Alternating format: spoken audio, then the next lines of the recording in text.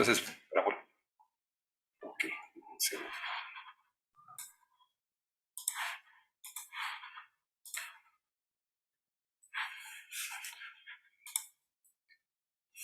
Buenos días a todos. En esta sesión de modelación de calidad del aire como herramientas para diagnóstico y pronóstico en la región de la megalópolis, voy a hablar sobre química atmosférica. En un pequeño índice de lo que se va a tratar en esta sesión voy a hablar sobre contaminantes para aquellas personas que ya conocen, tal vez sea recordarlas, para otros va a ser nuevo. Y voy a hablar un poco de generalidades de la química atmosférica, de la cinética química y de esta cómo llegamos a tener mecanismos fotoquímicos, cómo se resuelven estos mecanismos fotoquímicos en la atmósfera y cómo se aplica la química atmosférica para evaluar emisiones y cómo estas emisiones pueden influenciar o qué influencia tienen en las concentraciones ambientales de ozono. Y finalmente conclusiones sobre este tema. ¿Qué contaminantes hay en el aire? Bueno, una de las preguntas que nos hacemos es ¿cuál es la composición del aire limpio? Al principio, cuando se creó la Tierra, había mucho dióxido de azufre y en ese caso la atmósfera era reductora. Posteriormente surgen las algas, las plantas y empiezan a emitir oxígeno y se convierte en una atmósfera oxidante con oxígeno. Y entonces la composición del aire limpio pues no es la primera, ¿no? ¿Cuál es la composición? Siempre las actividades del hombre desde hace siglos han influenciado su composición, han cambiado como los compuestos que existen, tanto locales, regionales como globales. Hay fuentes naturales como los volcanes e incendios que afectan de forma local y hasta global con las emisiones que estos producen, ya sea por partículas o gases como el dióxido de azufre. También la descomposición de plantas y animales, esto genera emisiones. En este caso estoy presentando el mar que emite dimetilsulfato y este puede producir núcleos de condensación que forman pequeñas nubes. Por otra parte están aerosoles y emisiones de los océanos. En este caso es un esquema de ahí en Baja California que llega al mar, pero bueno, tenemos esta influencia del mar que genera aerosoles por las burbujas que llega a producir.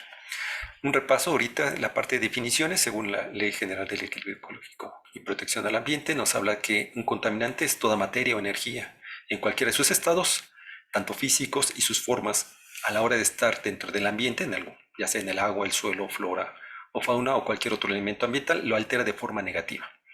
Y si lo altera y lo modifica de su composición natural, se conoce como contaminante.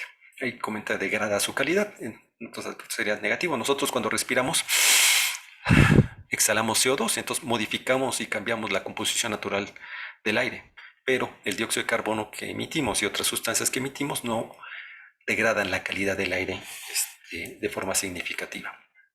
Aquí estoy presentando una serie de incendios del 14 de mayo de 2019 por observaciones de satélite y se ve que quemas en Guerrero, Morelos, en el Valle de Toluca, pueden influenciar la calidad del aire en la Ciudad de México y también de la Ciudad de México migra hacia Veracruz, Puebla, Tlaxcala.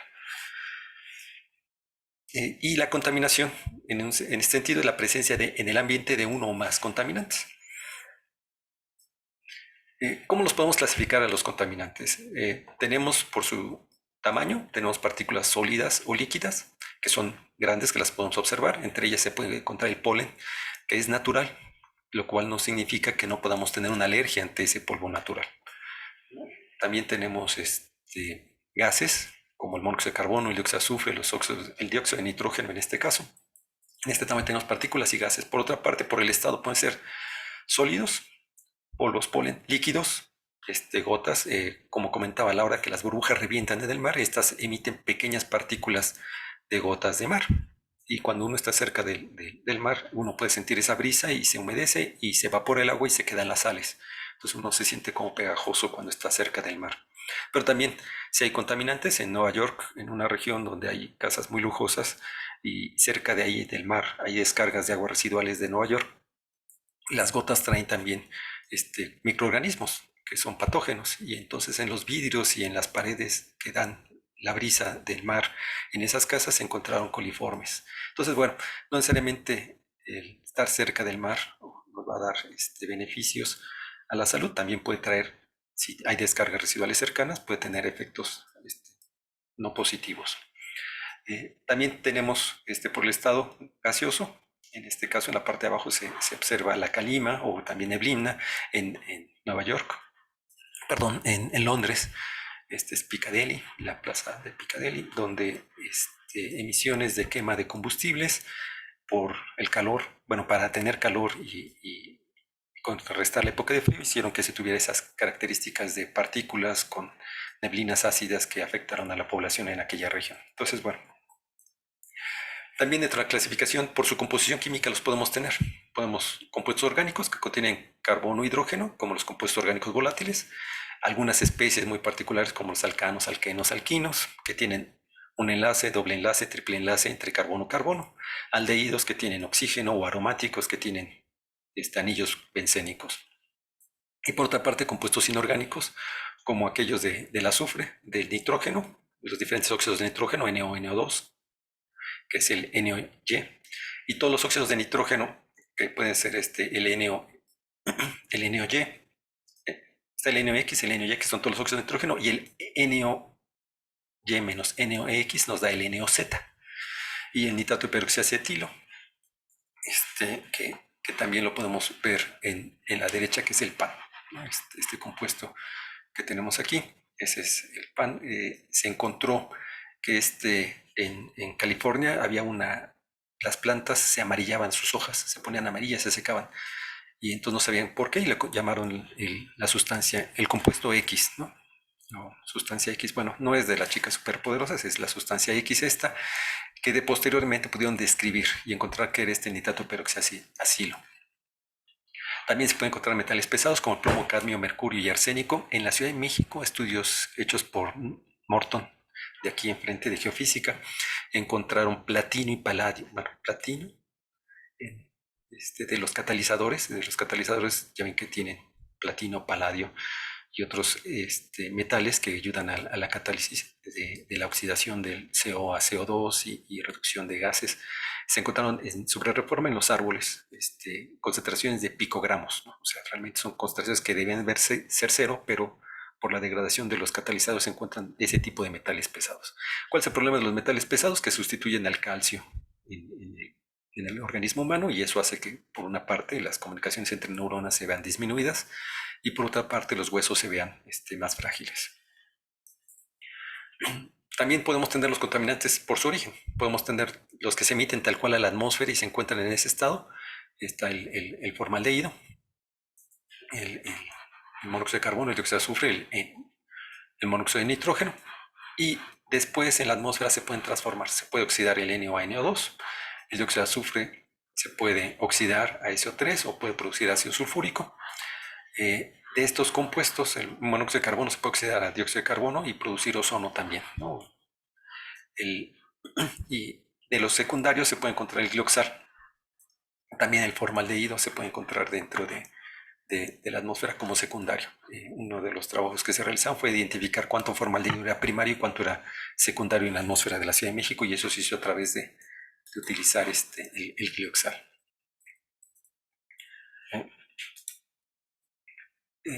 Como vimos en la sesión anterior, tenemos que para evaluar la calidad del aire en una región dependemos de la meteorología y dependemos de las emisiones en ese sitio.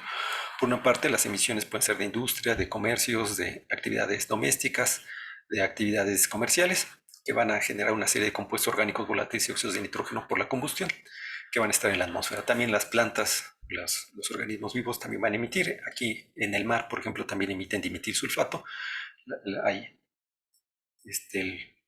el zooplancton, fitoplancton puede emitir este tipo de sustancias, y eso puede generar un tipo de bruma en el mar.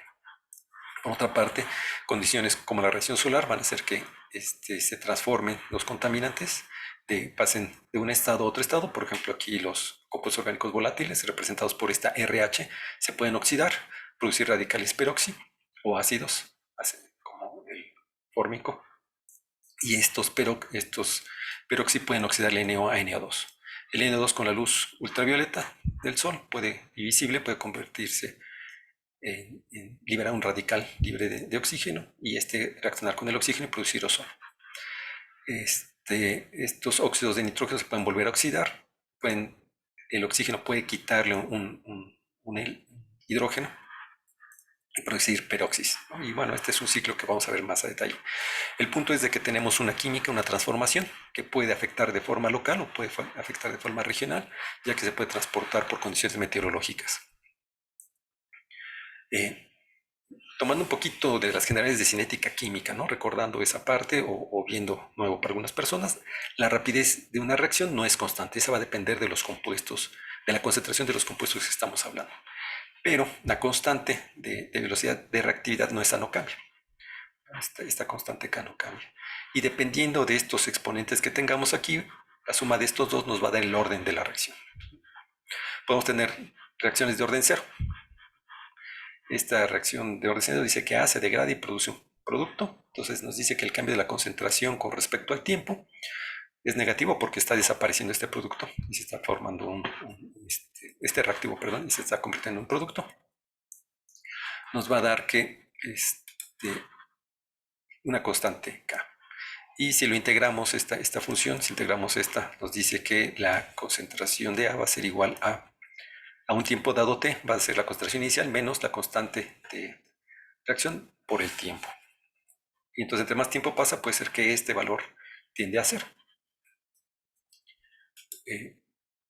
También tenemos de primer orden, ¿no? Que son de las más comunes, de que dependiendo de la concentración inicial y el cambio de la concentración con respecto al tiempo va a depender de una constante K por la concentración de la sustancia A. Y si se integra, que genera esto, ¿no? En un tiempo dado T, la concentración de A va a depender de la concentración inicial por este factor.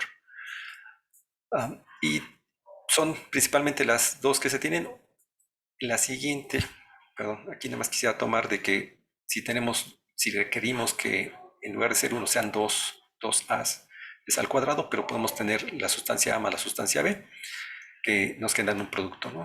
Comúnmente estas son las principales reacciones que llegamos a tener o las principales ecuaciones que podemos tener en la atmósfera. Tal vez podamos tener una que tenga hasta tres, pero esa es muy poco probable. Comúnmente son de dos.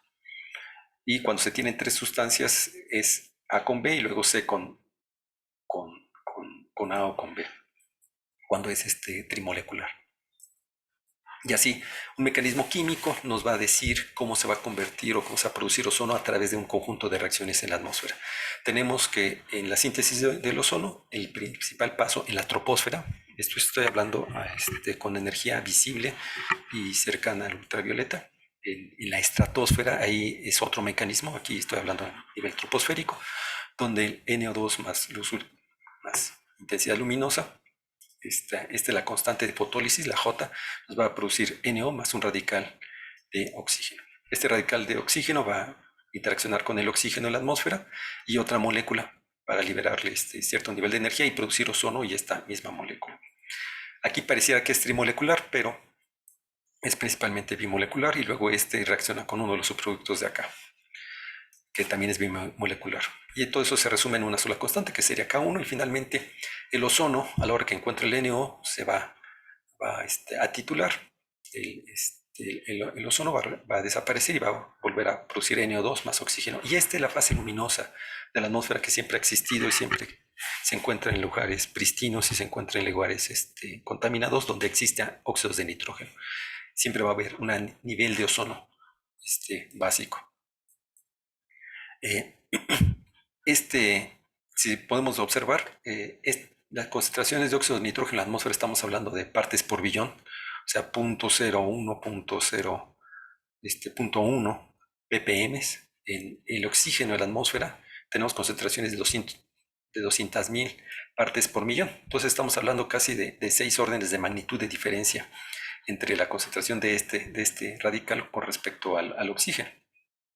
Y eso es importante porque eso va a hacer que cuando quiera uno solucionar el problema de matemáticamente estas ecuaciones, tengamos ahí un problema con el jacobiano. Bueno, ya hablando más a detalle, había comentado, ¿no? De que tenemos los compuestos orgánicos volátiles que van perdón, como se comenta aquí, ¿no? En la atmósfera, cuando tenemos compuestos orgánicos para formar radicales libres, esto hace que sea más complicado, ¿no? Esto hace que este compuesto ya no esté en esta reacción. el NO2, cuando hay compuestos orgánicos volátiles, este desaparece y entonces empieza a acumular el ozono. Y ahorita lo vamos a repasar. Como comentaba, ¿no? Aquí tenemos NO, que se produce por la fotólisis, pero a la hora que hay compuestos orgánicos volátiles, se va a volver a oxidar y va a producir NO2, y ya este NO no va a estar disponible para titular el ozono. Y entonces va a empezar a haber una acumulación. Lo mismo sucede por este otro tipo de reacciones, donde hay radicales peroxi que van a oxidar el NO a NO2, y este NO en la atmósfera, por este tipo de cadenas, entre más compuestos orgánicos volátiles reactivos existan, pues más va a ocurrir esta reacción, y entonces menos NO va a haber disponible y más NO2 va a haber disponible, que va a fotolizarse y va a producir ozono. Entonces eso comúnmente sucede en las ciudades donde hay emisiones de compuestos orgánicos volátiles que hacen que se produzca esto. Y para ello, bueno, necesitamos varios mecanismos que incluyan todas estas sustancias químicas, ¿no? Algunos mecanismos incluyen una gran cantidad de compuestos, algunos van de 8 hasta 150 o más de 150 compuestos, algunos son muy sencillos, ya que agrupan las reacciones en una sola, y estos se conocen como mecanismos agrupados, y comúnmente imitan la rapidez de conversión de NO a NO2 con un resumen de compuestos, ¿no? O sea, no podemos medir todos los compuestos, no podemos saber todo, pero sí podemos tener una idea de cuántos hay de cada categoría y qué tan rápido reaccionan para convertir en NO a NO2 y comentaba, ¿no? La capa de ozono que está en la estratosfera, aquí se produce de otra forma, aquí es por la fotodisociación del oxígeno con radiación ultravioleta, y acá abajo es en, en la troposfera donde estamos, es a través de los mecanismos químicos que intervienen en compuestos orgánicos volátiles. ¿Qué tipos de agrupamientos tenemos? Tenemos dos, ¿no? En el enfoque de estructura agrupada.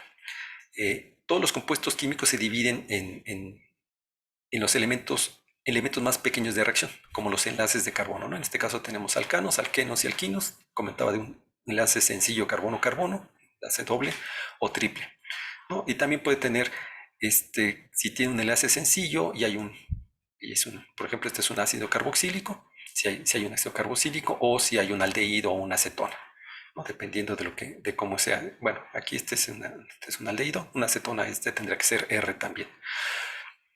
Y entonces, dependiendo de este enlace carbono, que sería hacia acá, si tiene hidrógeno, doble oxígeno, si tiene un oxígeno en hidroxilo, o con doble enlace con oxígeno, se va a clasificar de forma diferente cada uno de estos. Entonces, estos son del enfoque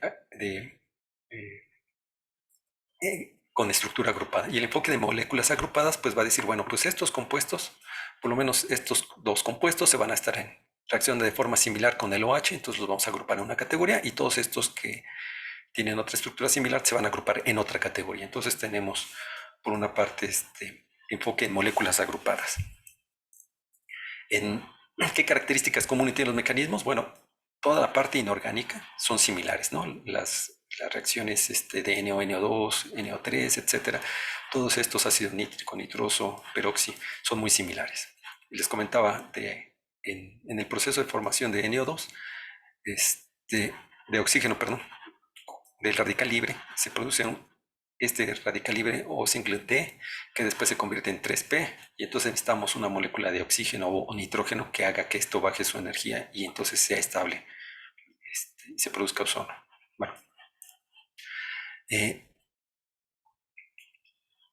Bueno, ¿qué es una parametrización? Si yo no puedo describir todas las reacciones químicas de los aromáticos, pues sí sé en promedio cómo los aromáticos se van a oxidar o cómo se van a convertir, y qué tanto me van a oxidar o qué tanto van a convertir el NO a NO2. Y entonces eso se llama una química parametrizada. O sea, todo un grupo de sustancias las agrupo y digo, las pongo en una categoría y entonces las convierto, hago que reaccionen de cierta forma que me da el promedio de lo que podría pasar. Algunas van a ser más rápidas, otras van a ser más lentas, pero entonces eso lo agrupamos. Igual con los compuestos orgánicos biogénicos, ¿no? Les comentaba en la sesión pasada de que uno va al bosque y respira alfa-pineno, ¿no? O cuando están cortando el pasto, uno alcanza a percibir el isopreno y los aldehídos, que hacen que se lloren los ojos. Y esto proviene de cámaras de smog, estudios de cámaras de smog. Todos los mecanismos se actualizan de forma periódica porque pues, ahí siguen habiendo estudios de cámaras de smog. Les comentaba que en Harvard tuvieron que construir una cámara de smog donde ponían los compuestos orgánicos y medían este, cómo estaba ese proceso, ¿no? Aquí en la Ciudad de México nada más tuvieron que traer los equipos para medir y ver qué estaba pasando. Y comentaba Mario Molina cuando fue la campaña de 2003, bueno, que ojalá y con estos estudios no fuéramos tan buen laboratorio en el futuro. Hemos avanzado desde el 2003 y 2006 a la fecha. ¿Qué mecanismos se tienen? Tenemos, por ejemplo, el enlace de carbono número 4, el Carbon Bond 4, fue para modelación de smog urbano, de modelación regional. Ah, se utiliza en diferentes modelos. Hay, es un mecanismo híbrido porque tiene algunas aproximaciones sustitutas y otras químicas más desarrolladas, ¿no? Para el smog urbano. Se utilizan tanto especies inorgánicas como aquellas que contienen carbono y incluyen la del etano, isopreno y formaldehído, o sea, no lo agrupan en aldehído, sino específico para el formaldehído y el isopreno, que es compuesto biogénico. Tiene 33 especies químicas y 82 reacciones.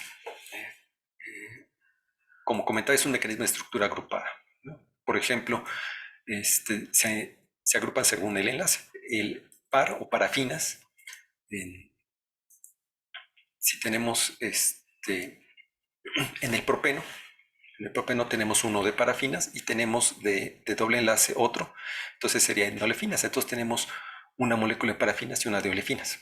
Entonces cuando uno hace el mecanismo, dice, bueno, ¿cuántos gramos tengo de esto? Pues pongo 1 gramo en parafina y pongo 1 gramo en olefinas. Y eso es cómo se va sumando estas sustancias. ¿Cuál es el problema? Que si yo tengo aquí 20 par y 15 ole, yo no sé de qué provienen, de dónde provinieron, ¿no? Nada más sé que es parafinas y olefinas en cantidad, entonces es muy difícil del modelo decir a qué correspondían en las emisiones. Esa es una de las desventajas cuando utilizamos el Carbon Bond 4, 5 o Z, ¿no? Que ya existen esos avances de mecanismos. Otro es el RADAM, perdón, que es el que utilizamos comúnmente en el WRFK. Posee un conjunto completo de reacciones inorgánicas explícitas, tiene 39 especies químicas. Este, este tiene especies químicas, a diferencia del anterior, tenemos, como había mostrado, tenemos el propano y butano están en una categoría, los de 5 y 6 carbonos están en otra categoría y así. Entonces, se tienen ese tipo de mecanismos, ¿no? Como comenta aquí, los alcanos se representan 4 diferentes especies, y los alquenos en 3, los aromáticos en 2, donde está el tolueno y el gileno. El radical peroxi es una química más detallada y se ha probado contra cámaras de smog y se ve que es eficiente, ¿no? Tiene 21 frecuencias de fotólisis, quiere decir que en 21 compuestos, por lo menos, hay la luz interfiere o está incluida, ¿no? Ya vimos una, que es el NO2 con la luz se convierte a NO más un radical de oxígeno, y hay otras 20 más. El formaldehído también tiene una destrucción por luz, y otras sustancias también se pueden degradar con la luz. Otro de los que se utiliza mucho es el SAPRAC 99, con este nombre, ese es su nombre y esta es la abreviación. Fue desarrollado por Carter en 1990 y fue desarrollado exactamente para evaluar la reactividad de compuestos orgánicos volátiles. Tiene una química muy detallada de biogénicos también. También utiliza especies agrupadas, igual que el radam o el racam, y tiene casi 780 tipos de compuestos orgánicos, ¿no? Para evaluar su reactividad, o sea, es muy detallada en ese sentido. Pero ¿qué significa eso? Que necesitamos esa información en los inventarios de emisiones, o por lo menos tener especiación de compuestos orgánicos volátiles en los compuestos orgánicos totales que se emiten en las diferentes categorías. Y bueno, eso a veces no es muy, muy factible, sobre todo en México, sí se tiene para otros países en Europa y en Estados Unidos, pero esa es una de las ventajas de tener esto. Entonces uno tiene que hacer consideraciones y esas consideraciones pueden ser válidas o pueden ayudarnos a acercarnos a tener buenas concentraciones de ozono o no. Este es un mecanismo muy generalizado de Seinfeld. En el libro de Seinfeld lo podemos encontrar. Son 12 reacciones. son todas estas especies químicas y como podemos ver, las tres primeras son bien muy comunes, ¿no? El NO2 con luz con energía luminosa produce NO más un radical, el radical con oxígeno más M nos produce ozono más compuesto pues en nitrógeno u oxígeno, el NO más ozono se convierte en NO2 más oxígeno. Y todas estas son, bueno, esta es inorgánica, pero todas las demás orgánicas dicen, bueno, cómo los aldehídos van a estar trabajando con para oxidar a peroxis y estos peroxis después cómo van a oxidar el NO a NO2 o los peróxidos orgánicos o inorgánicos como oxidan el NO2, ¿no? Y qué compuestos tenemos. Y entonces tenemos las constantes. Esta es la J y todas las demás son constantes cinéticas, K1, K2, K3, etcétera. Entonces, para resolver la fotoquímica necesitamos, bueno, tener la, la reacción, sus coeficientes de cuánto es la masa y sus constantes de rapidez. La J1 en fotólisis y las K cuando tenemos reactividad. Entonces podemos saber que el cambio de la concentración de NO2 con respecto al tiempo va a depender de qué tanto se produce el NO2. Y el NO2 se produce con K, bueno, en esta K2 por la concentración de ozono, reactivos, que es ozono más NO por la K2, ozono más NO por K2 me da cuánto NO2 se va a producir.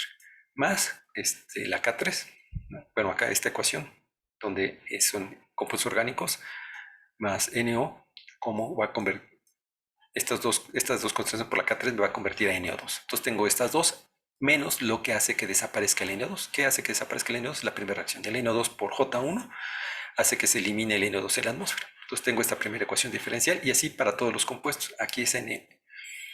Esta es la misma ecuación de acá arriba, solo que este es NO. Aquí no le borré el NO, el 2, es NO, perdón. Es como aparece el NO.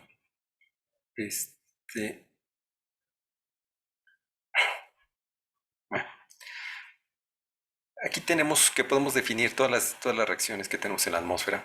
A través de estas ecuaciones podemos ver que por cada compuesto tenemos una ecuación diferencial. Diferencial de NO, NO2, NO, ozono, y aquí debe de ser uno es oxígeno y otro debe ser ozono, hidrocarburos. Bueno, ¿cómo se soluciona este mecanismo cinético? En una región urbana, bueno, tenemos por una parte reacciones termoquímicas que dependen de la temperatura y otras fotoquímicas que dependen de la luz. Todas las que son Ks dependen de la temperatura, en mayor o menor proporción.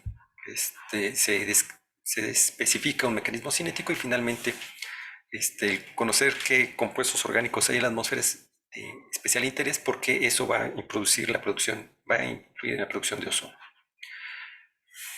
Eh, ¿Qué influencia podemos tener en esto? ¿No? ¿Qué influencia tienen las emisiones en la generación de ozono?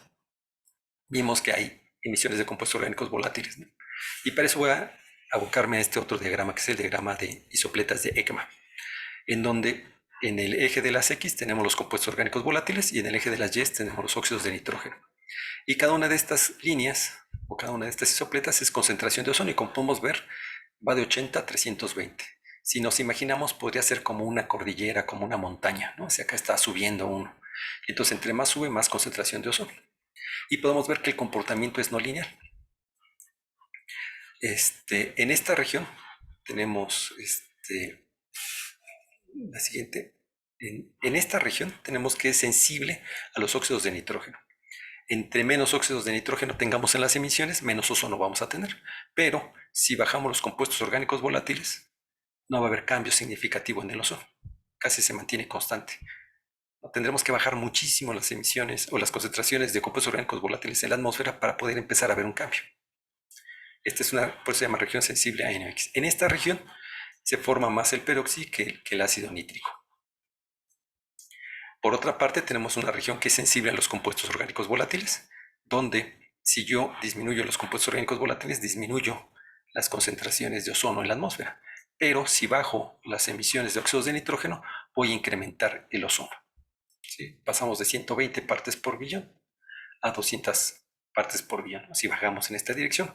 Entonces, ese es uno de los problemas del controlar ozono en las atmósferas, como la Ciudad de México y otras en el país. Es más, en China sucede algo similar, ¿no? Hay medidas o políticas que son muy eficientes para reducir los óxidos de nitrógeno, pero no para reducir los compuestos orgánicos volátiles.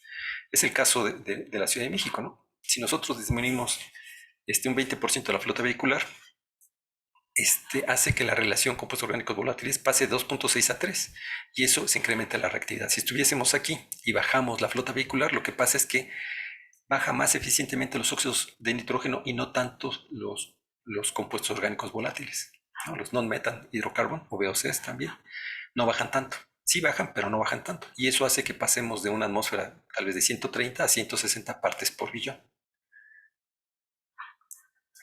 Este, entonces, sí está bien que tengamos que bajar emisiones, ¿no? El utilizar el hoy no circula nos ayuda a disminuir emisiones, pero no debe ser la única medida que tendremos que tomar. Tenemos que tener medidas que también abatan la concentración de compuestos orgánicos volátiles. En el PROAI de la Ciudad de México dice que los vehículos a gas LP sí pueden circular, pero la calibración o la carburación de estos no es tan eficiente. Si uno se sube a estos micros, pues huele a gas no bien quemado. Y entonces, una de las políticas tendría que incluir el también prohibir o principalmente prohibir ese tipo de vehículos que emiten compuestos orgánicos volátiles circular, porque es una forma de disminuir en esta dirección las emisiones de compuestos orgánicos volátiles.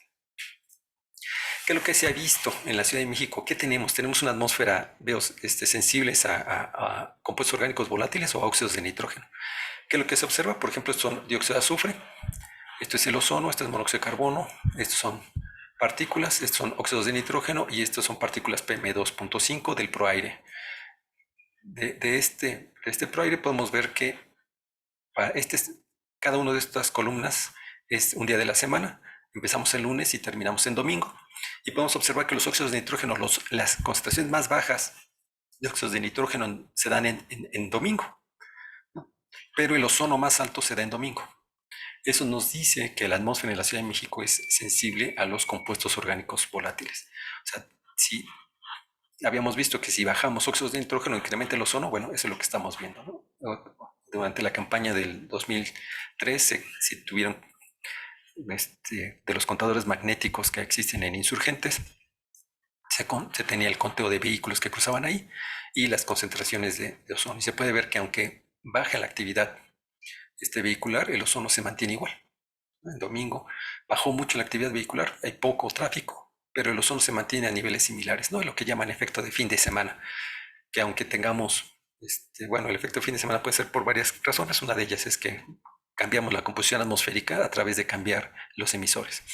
Y en este caso es principalmente la flota vehicular, que hay muchísimo menos vehículos.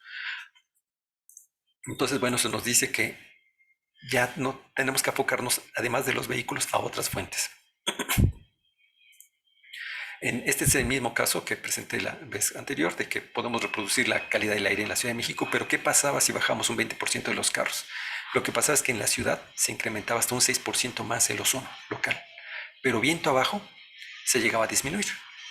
Y eso sucede también con China, ¿no? En China ha habido unas medidas muy restrictas para los vehículos y lo que se ha visto es que en las ciudades chinas el ozono se incrementa.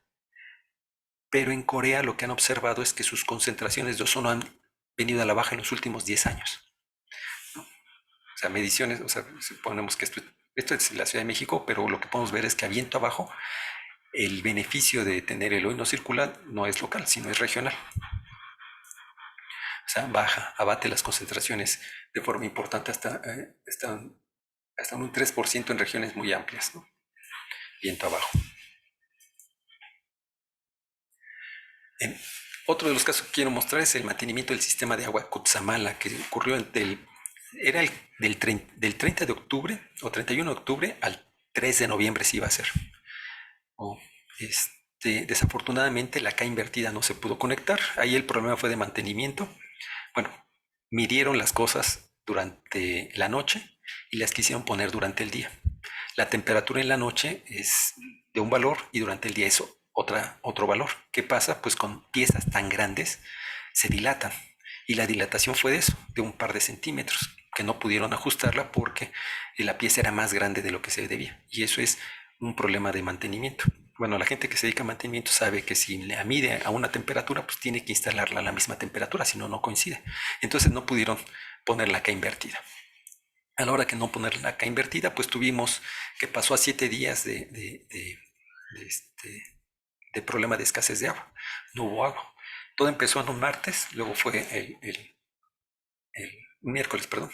Miércoles fue este es el jueves, viernes, sábado, domingo y el lunes que se tuvo este problema de falta de suministro de agua. Y lo que se observó, esto fue notado por el doctor Ruiz y luego Abraham me lo comentó. Y con Iván Yasmani estamos haciendo un artículo sobre esto, en el que se observa que hay una reducción muy significativa el día lunes de ozono. Si bien entre el viernes, sábado y domingo los óxidos de nitrógeno son muy bajos, en lunes no. Los óxidos de nitrógeno, el NO es alto, igual que el NO y NO2 son altos, como lo muestro en la siguiente ilustración. Bueno, aquí se puede observar las concentraciones en ese periodo, del 2 de noviembre al 5 de noviembre, que el ozono es más bajo relativamente a los otros periodos similares, ¿no? A días anteriores y posteriores. Si lo comparamos entre años, el 2018 en ese periodo, ese lunes en particular, se tienen concentraciones de óxidos de nitrógeno de NO similares a las del 2019, de NO2 también similares al del 2019, pero el ozono es muchísimo más bajo. El ozono es muchísimo más bajo. En el caso del 2020, esto es para abril del 2020, donde está la fase 3 de la contingencia ambiental, pues vemos que se bajan bastante los óxidos de nitrógeno. Tenemos concentraciones muy, muy bajas de óxido de nitrógeno, pero el ozono sí tenemos muy, muy alto. Entonces, una de las preguntas que surge, ¿qué proceso tiene emisiones que usa agua? Bueno, el proceso que tiene emisiones y usa agua es cuando uno se baña, ¿no? Hay una gran cantidad de combustión de gas LP, el 80% o más del 80% del consumo de gas que se da en los hogares es debido al calentamiento de agua para baño. Y esas emisiones se dan muy particular a horas donde la capa de inversión, o sea, si la gente se baña temprano antes de que salga el sol, pues se da cuando la capa de inversión es muy baja y entonces permite que se acumulen compuestos orgánicos de una combustión ineficiente de gas LP porque comúnmente no hay un programa de mantenimiento o de verificación de quemadores o de calentadores de gas LP en la Ciudad de México. Sí hay para carros, pero no para un consumo tan importante de gas LP o de gas natural que se da en casas habitación. Entonces ahí hay un área de oportunidad, ¿no? Bueno, de conclusiones de esta sesión, bueno, que se puede estimar la concentración de compuestos en la atmósfera mediante modelos de química atmosférica, ¿no? Y hay estudios, hay cámaras de smog que han trabajado muchísimo para poder calibrar, para poder evaluar esto y ver cómo estos compuestos generan ozono y otros subproductos en la atmósfera. Como vimos, la producción de ozono depende de las emisiones principalmente de óxidos de nitrógeno y compuestos orgánicos volátiles, que este es un proceso no lineal y entonces en algún momento dado reducciones en óxidos de nitrógeno pueden inducir un incremento en la concentración de ozono en la región de estudio. El programa Hoy no circula de forma más estricta podría contribuir a una concentración de ozono. Y finalmente existe un área de oportunidad en la reducción de compuestos orgánicos volátiles, ¿no? En verificar o calibrar los calentadores de agua, ¿no? El hacer un programa que diga hoy no me baño por la madrugada o durante el día temprano, sino tal vez en la tarde, en la noche, o no me baño con agua caliente, ¿no? Podría ser algún tipo de política. Bueno, entonces tenemos estos y finalmente pues quisiera saber si hay alguna pregunta sobre el tema que se trató en esta sesión. Gracias. Doctor Agustín García, muchas gracias por la presentación, muy interesante como siempre. Como él dice, pues si tienen preguntas, comentarios, adelante. Aquí está el doctor Páramo. Yo tengo dos. Perdón. Si levanta la mano es mejor. Entonces yo la levanté. Buenos días, perdón que entré un poquitito después. Primero que nada, pues agradecer a Agustín y excelente presentación. Realmente eres un muy buen maestro. Qué interesante, ¿no? Esto de si ponemos medidas, si se nos sube el ozono, pero entonces tenemos que hacer otras cosas. Pues es algo interesantísimo y que nos lleva pues a ver la utilidad de todas estas herramientas de modelación. ¿Cómo la ves tú ante la perspectiva que se viene hacia el futuro pues de las repercusiones del cambio climático, ¿no? Lo que se piensa que va a ocurrir y cómo eso podría modificar estas condiciones que nos has explicado. Bien, la sesión anterior había presentado una transparencia donde vimos qué pasaría si hoy nos alcanza el cambio climático, ¿no? Entonces hay más temperatura, pero también existe un cambio en la dinámica atmosférica. ¿Qué pasa? Que la capa de inversión se hace más alta. Entonces, por un lado, la reactividad atmosférica hace que se produzca más ozono y por otro lado, el incremento de la capa de la atmósfera hace que se diluyan más los contaminantes. Entonces, ¿cuál de las dos este, tiene más fuerza, ¿no? O cuál es la que dirige la concentración ambiental? Lo que se encontró en ese estudio que hicimos fue que la meteorología era más importante porque hacía que se diluyeran más y entonces el promedio de ozono se veía reducido en un escenario de cambio climático con las emisiones actuales. No ¿Eso hemos está en hecho, algún estudio? sí, lo hicimos en un proyecto de Semarnat con ACID, no lo hemos publicado, sí es un Mm, reporte que llegamos a hacer. ¿Crees que lo podamos conseguir? Sí, Sí. sí Bueno, lo podría hacer, poner disponible. pues te lo Eh, agradeceríamos eh, mucho. sí, hay Gracias. varios pósters que puedo mandar sobre eso. Por otra parte, lo que faltaría en ese, que sí pudimos hacer fue que la mancha urbana iba a crecer, ¿no? Iba a crecer la mancha urbana, que lo que sucede, faltaría saber cómo cambian las emisiones, si hay algún cambio en la composición. Vimos que emisiones son muy importantes, desafortunadamente en Estados Unidos no hay calentadores a gas LP, más bien para calentar agua o tener calentamiento en hogares es por combustóleo o eléctrico. Y entonces no hay, los factores de emisión no son adecuados para la Ciudad de México o para México de quema de gas LP en calentadores. Tenemos que hacer estudios de eso. Creo que sí el INEC hizo por ahí algún estudio. Faltaría saber la composición e incluirla, porque como vimos, es un emisor relevante por, por dos partes. Por uno, por la cantidad de que se consume y por otra parte, de que son equipos que nunca se les ha dado mantenimiento. Yo recuerdo que iba al departamento de mi abuelita, tenía el 57, ¿no? En el 2000. Entonces, en ese año tenía el mismo calentador. Entonces, y pues nunca se había cambiado ese calentador, ¿no? ¿Qué mantenimiento se le ha dado a los calentadores? Hasta que dejan de funcionar, hasta que tienen una fuga de agua, se cambian, pero mientras no. Entonces es algo relativamente sencillo que todos podríamos participar, todos podemos poner nuestro granito de arena en darle mantenimiento a nuestros quemadores porque nos ayuda a reducir beneficio, ¿no? Bueno, esa es una parte. La otra parte que vimos en la pandemia es que se utilizaron más productos de limpieza, como el cloro, ¿no? El alcohol, que también inducen reactividad en el Ártico. Se encuentran concentraciones, en el Polo Sur se encuentran concentraciones, perdón, en la Antártica, se encuentran concentraciones de ozono bajas y en los modelos no se encontraba cómo incrementar esa concentración de ozono hasta que no pusieron química de halógenos, como el cloro. Ya que hubo cloruros, sí se pudo incrementar y encontraron los niveles de ozono. Eso implica que halógenos que se utilizan como el cloro para limpieza también tendríamos que estudiar cuál es su impacto en la calidad del aire. Y finalmente, los productos de limpieza y aromatizantes. Un trabajo que estaba haciendo el INEC, el doctor Gerardo Ruiz, junto con el Instituto de Ciencias de la Atmósfera, sobre los productos aromáticos, ¿no? Los perfumes, el olor a pino, que son son isoprenos, son compuestos doble ligadura que pueden inducir la oxidación del NO a NO2. Entonces, ¿cómo el consumo en la Ciudad de México puede afectar la composición química de la atmósfera? Y por eso tenemos estas concentraciones. Y finalmente, algo que es un poquito complicado es saber cuánto combustible de huachicol o no terminado entra al consumo en la ciudad, ¿no? ¿Por qué? Porque es gasolina no terminada. La gasolina terminada tiene el tetretilo de plomo y el colorante o el antidetonante.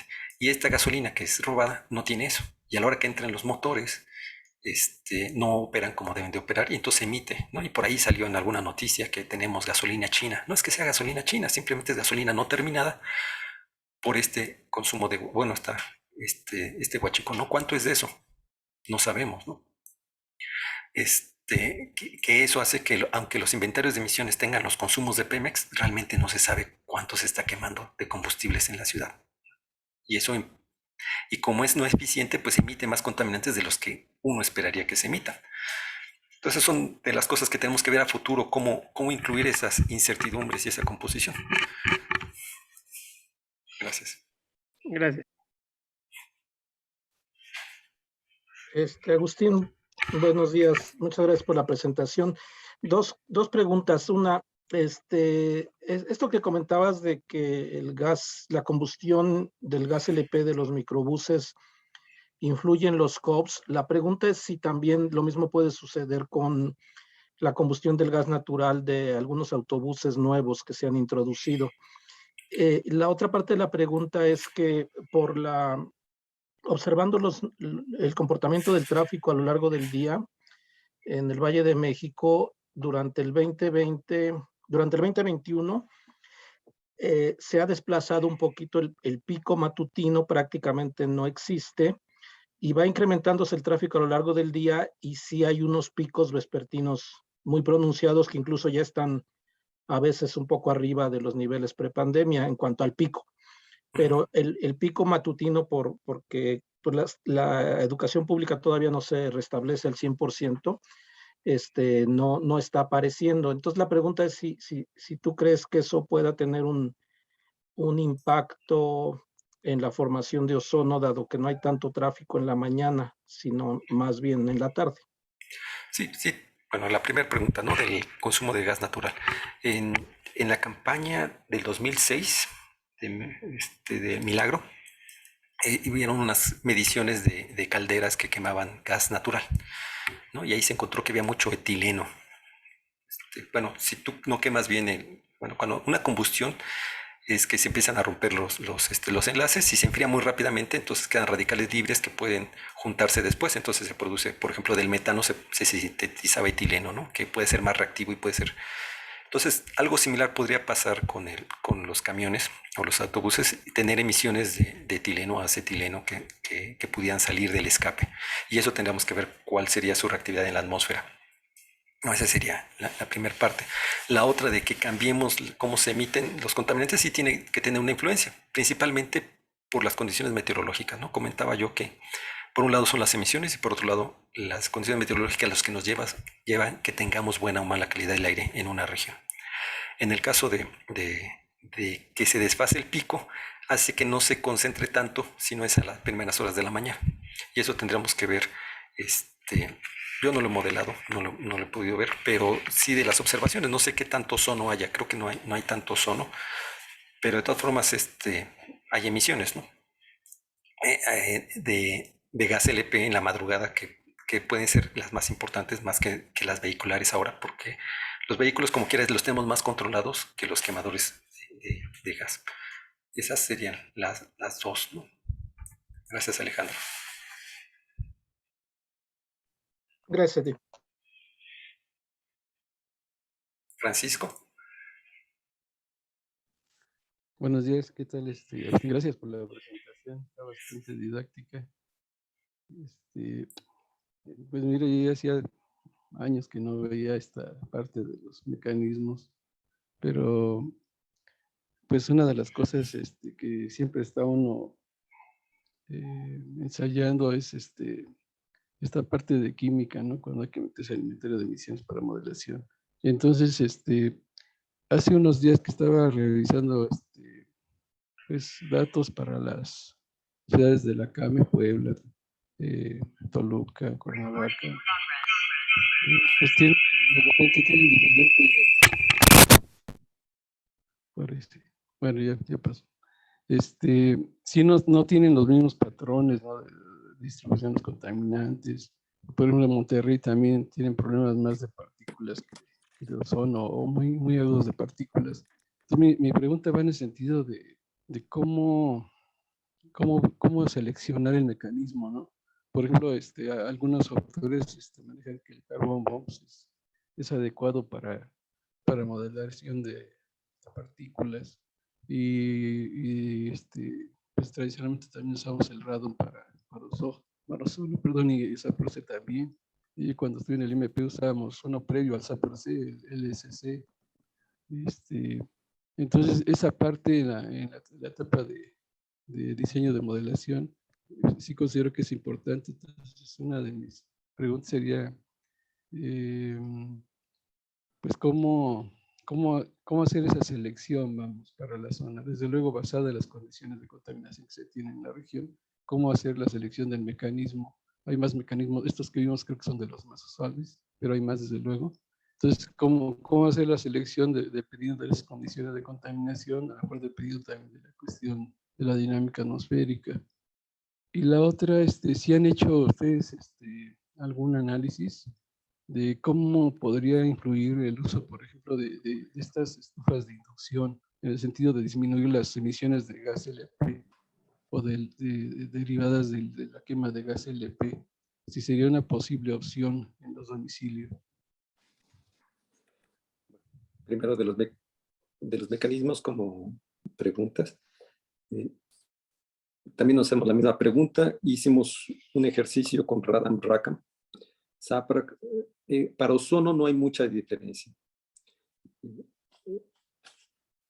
Encontramos que estos mecanismos reproducen bien el ozono, alguna pequeña diferencia ahí. Lo más importante son los otros subproductos. El nitrato de peroxiacetilo y otras sustancias como el formaldehído, que cambian dependiendo de eso, ¿no? Otros mecanismos utilizan los compuestos orgánicos biogénicos más explícitamente. Y bueno, eso nos ayuda a comprender otras cosas. Bueno, son preguntas de investigación que estamos haciendo, que queremos trabajar, que queremos desarrollar.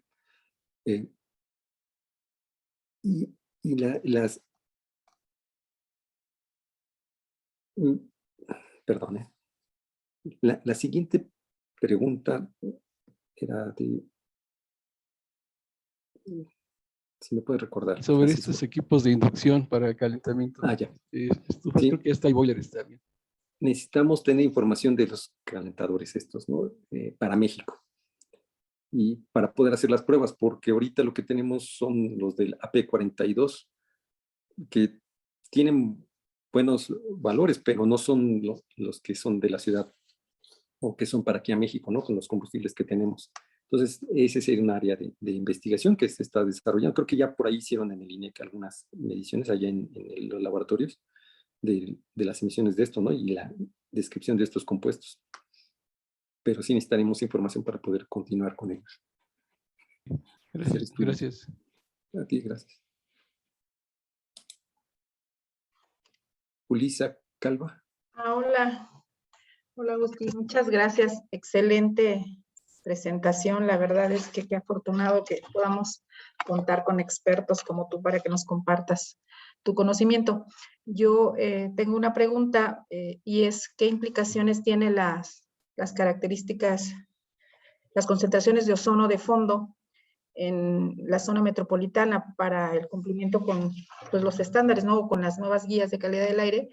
¿Y qué se puede hacer? Porque mencionaste en las conclusiones, dices, hacer más estricto el programa Hoy No Circula, pues no nos va a ayudar de mucho. Y creo que ya lo vimos en este ejercicio no planeado de la pandemia, ¿no? Entonces, pero tenemos esa carga como extra en esta ciudad que tiene pues cierta altura y que se da ese tipo de situaciones. ¿Cómo se podría ir o hacia dónde deberían ir dirigidas esas políticas para lograr una reducción en esas concentraciones de ozono? No de fondo, porque esas ya están, pero en las que tenemos ahorita. Sí, no comenté esa parte, que gracias por recordarme, es muy importante. En el modelo para la altitud que tenemos de 2.200 metros sobre el nivel del mar, la concentración de fondo de ozono es entre 30 a 45 partes por billón, y la norma nos habla bueno, no la norma, la nueva guía de la OMS nos habla de 40 partes por billón. O sea, simplemente porque vivamos aquí estamos a veces afuera de lo que nos pide, creo que es 30 y tantos lo que pide la norma de la Organización Mundial de Salud en partes por billón. Son 60 microgramos sobre metro cúbico, entre 2 y como 30.5, algo así, lo que pide.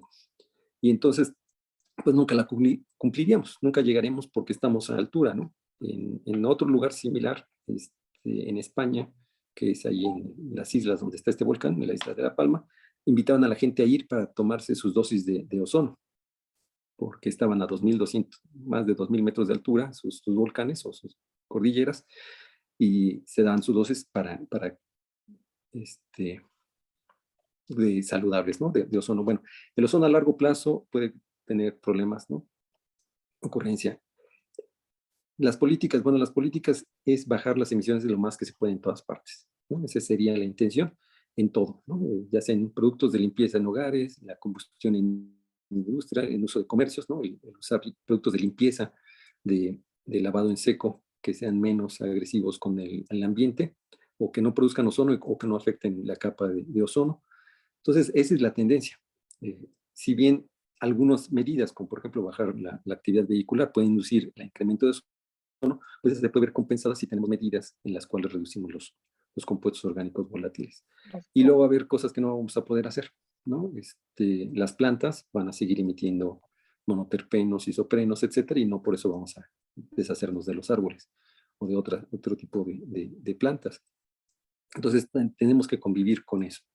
Y como presenté en una de las transparencias, la calidad del aire en la Ciudad de México es local, hay problemas locales, hay problemas regionales y problemas hemisféricos, ¿no? Cuestiones de emisión de Asia pueden influenciar, ¿no? Fukushima, por ejemplo, que hubo emisiones de compuestos radioactivos que pues llegaron a México, diluidos, pero llegaron. Aunque sea una fracción muy pequeña, no tienen cierta influencia. No digo que sean grandemente, pero sí ahí está la pequeña influencia. La mayor influencia es la local, luego sigue la regional, y por eso es importante la CAME, ¿no? La CAME estamos viendo el centro del país como un lugar donde podemos tener esta contribución a reducir y a mejorar la calidad del aire de un gran número de personas. Somos alrededor de poquito más de 30 millones de habitantes que en los 5 o 6 estados, ¿no? Entonces sería así. Gracias. 7. Rodolfo. Gracias, Agustín. Hola, Agustín. Buenas. Sí, todavía un gusto en saludarte después de hace ya un buen rato. Pues justo una de las preguntas que tenía me la ganó Paco, que es bien importante el tema de cómo seleccionar los mecanismos, ¿no? El mecanismo más adecuado. Y la pregunta la pensaba hacer, ahora la que les puedo compartir es la respuesta que obtuve hace algunos años en una visita que hice a California con la gente que maneja los modelos. Y ellos lo que hacen es que en realidad hacen ejercicios aplicando todos los mecanismos y ven el desempeño que tiene el modelo y al final las medidas que evalúan aplican el mecanismo que mejor desempeño les dio en este ejercicio.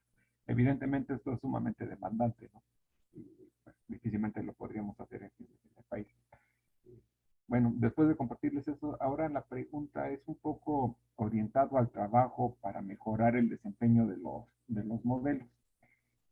Sabemos que el resultado de los modelos es altamente sensible a los insumos, ¿no? Y en este sentido, pues creo que se ha focalizado mucho el esfuerzo en mejorar los inventarios. Pero también quería preguntarte, en tu opinión, si valdría la pena destinar recursos para generar estudios de especiación química de emisiones propios para el país, o es suficientemente confiable el uso de la información como Speciate, ¿no? La literatura que existe a nivel internacional. No sé si tuvieras ahí alguna recomendación y si fuera el caso, si fuera necesario priorizar este análisis para fuentes específicas. Sí, estoy de acuerdo de priorizar el análisis para fuentes específicas. Comentaba, ¿no? ¿Dónde se consume más combustible? Bueno, serían las fuentes que serían de más interés para nosotros, ¿no? Aquí en México. Comentaba, el gas LP se consume en los quemadores en casas y el gas natural también. ¿Qué pasa con estas nuevas emisiones de metano o de estos nuevos Euro 5, 6 que tienen emisiones de óxidos de nitrógeno, ¿no? A ver, ¿qué emisiones tienen aquí en campo, ¿no? A 2.200 metros sobre el nivel del mar. Ese sería por una parte. Speciate está bien, son estudios que nos sirven, que tienen buena composición. Como comentabas, ¿no? El correr todos los mecanismos y ver cuál es el más óptimo y qué mejor reproducción de ozono te da, ese es el que se utiliza y se aplica Hay unos que son más económicos, dependiendo de la pregunta que uno quiera hacerle al modelo. Hay un mecanismo u otro, ¿no? Preguntabas hacia dónde uno tiene que ir. Bueno, por una parte están las emisiones, cuantificar la cantidad, y por otra parte es cuantificar las especies químicas de los compuestos orgánicos volátiles. Posteriormente, bueno, esa es en la parte de química, pero también está en la parte de meteorología. O sea, los modelos tienen una desviación con respecto a las observaciones en cuanto a intensidad de viento y sobre todo porque es una zona urbanizada en un valle a 2.200 metros sobre el nivel del mar. Entonces necesitan tener modelos que puedan interpretar o conocer esta topografía nueva, ¿no? No simplemente urbano que tiene cierta rugosidad, sino es un urbano con rugosidad diferente en diferentes partes. Entonces también está esa otra área, ¿no? De mejorar la meteorología para que pueda describir mejor el comportamiento de la meteorología en el lugar. Otra de las cosas es la cobertura vegetal. La cobertura vegetal ponen urbano y urbano tiene ciertas propiedades, pero si tú vas, no sé, al Parque México tiene unas características, a Chapultepec tiene otras, si vas a Iztapalapa no es el mismo urbano o residencial, ¿no? O suburbano. Entonces, también esa otra parte se tendría que trabajar y actualizar en cuanto a esa. Hay emisiones. Por ahí Gustavo Sosa presentó las emisiones de gases de efecto invernadero de los drenajes. Bueno, hay emisiones de drenajes que están cerrados y hay otros que son abiertos, y eso genera una química muy local que se puede transportar y llevar estos olores o estas sustancias que se generan ahí a viento abajo y tiene otra distribución. Entonces, es esa otra área, ¿no? También la parte de emisiones no convencionales, por decirlo así. Y finalmente tenemos observaciones. Ya tenemos observaciones, los modelos sabemos que se desvían y con eso con observaciones podemos reducir su desviación a través de hacer asimilación de datos, que es lo que estamos desarrollando aquí. Una estudiante y Víctor Hugo están trabajando en la asimilación de datos, no nada más meteorológicos, sino también químicos para mejorar. Pero también depende de la pregunta que uno quiera hacer o para qué quieres una pregunta. Quiero tener evaluación de escenarios, pues entonces le puedo meter muchísima información y tardarme muchísimo porque lo que me interesa es tener una buena descripción meteorológica y una buena una buena descripción química de la región. Y entonces no me importa que me tarde una semana en hacer la modelación, porque voy a hacer evaluaciones sobre eso. O quiero hacer pronósticos. Si quiero hacer pronóstico, tal vez el asimilar todo y tener todo al detalle no sea lo óptimo para la pregunta que quiero hacer. ¿Cuál va a ser? Si se va a sobrepasar sí o no el nivel de ozono de 95 partes por billón, o de 120 o de 150. Y entonces se utiliza un mecanismo, se utiliza un modelo como ahorita lo utilizan en CEDEMA, utilizan modelos que les dan esa información, que tal vez no sean tan óptimos para otras cosas. Ese modelo no sirve para ver el impacto del cambio climático, porque la temperatura no tiene interacción con la dinámica, ¿no? O sea, ellos ponen la meteorología ya hecha y se la ponen. Y entonces no hay feedback o retroalimentación entre la química y la meteorología. Entonces, sí sirve para responder pronóstico, pero no serviría para otras preguntas. Entonces, dependiendo de lo que queramos hacer, vamos a aplicar un modelo u otro. Entonces, sí hay mucha área y somos poquitos. La inversión que se da en otros países son millones de euros o millones de dólares simplemente para el pronóstico de meteorológico, y sobre ese ponen el pronóstico de calidad del aire, y son equipos, ¿no? Estamos hablando de la Comisión de Cooperación, bueno, la Unión Europea, que cada país provee por lo menos 4 o 5 personas, y si son 20 países, pues ya son más de 100 personas que trabajan en el área, ¿no? De química, por lo menos. En Estados Unidos también. Entonces, no podemos igualarlos, pero sí podemos aprovechar sus productos. Y es lo que quisiera hacer ese taller, ¿no? En el futuro, de cómo aprovechar estos productos que ya están ahí disponibles para por lo menos tener una idea. Que utilizan asimilación de datos de satélite, de superficie, de boyas, de aviones, corren el modelo varias veces y ya con eso tienen una idea de qué es lo que está pasando, ¿no? En el mundo. Entonces, si podemos aprovechar esa información para correr nuestros modelos de forma regional, pues también podemos pues montarnos en ese camioncito que nos ayude a tener mejores respuestas, por lo menos para pronóstico, y en el caso de diagnóstico también. Gracias. Todo. Muchas gracias, doctor Agustín García. Gracias a todos. Última oportunidad para que registren aquí en el chat sus datos de contacto y decirles que el tercer seminario de esta serie será el viernes 7 de enero a las 10 de la mañana. Les vamos a enviar de todas maneras un recordatorio para que aparezca en su agenda y ahí va a venir la liga de contacto. Agradecerles a todos. Doctor Páramo. Pues agradecerle a Agustín de nuevo, muchísimas gracias. Y bueno, nos vamos a ver el año que entra. Esperemos que podamos seguir teniendo este tipo de pláticas, nos ayudan muchísimo. Y por último, pues desearles a todos que pasen felices fiestas de fin de año y pues lo mejor, ¿no? Gracias. Así es, muchas gracias, felices fiestas a todos. Vamos a hacer, además, dentro de la página del canal de YouTube de la CAME, vamos a hacer una subcarpeta donde van a estar estos 3 seminarios y platicábamos con Agustín de hacer un curso de capacitación más largo para un taller, para entrar a detalle, poner manos a la obra. Todos esos materiales van a estar disponibles en ese canal de YouTube de la CAME, ¿no? Agustín, creo que querías decir algo más. Sí, por ahí una pregunta que dice, ¿existen ejemplos de modelos fotoquímicos en línea a los que podamos acceder? Hay un ejemplo, es didáctico, que se llama Smoke City, ¿no? Así lo ponen, Smoke City 2 y corre en Java. Pero ese es didáctico. Perfecto.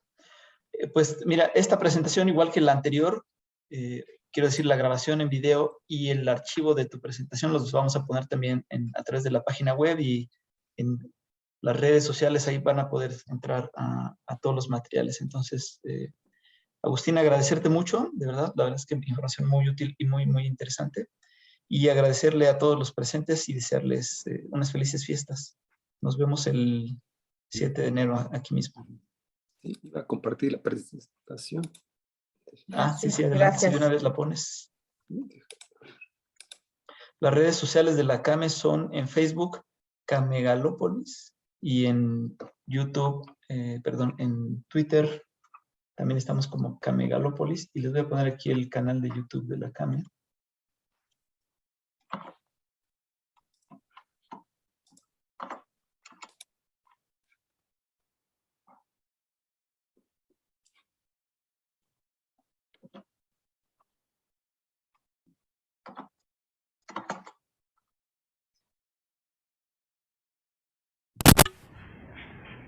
Así es, muchas gracias. La página de la CAME en internet es gov.mx/comisión ambiente. Entonces ahí los puse ya los 3 y está la presentación del doctor José Agustín García Reynoso. Pues muchas gracias a todos. Feliz año, gracias. Igual, felices fiestas, gracias. Muchas gracias a ustedes, muchas felicidades. Muchas gracias. Muchas gracias. Hasta luego, feliz año. Igualmente, felicidades. Gracias, feliz año a todos. Gracias, feliz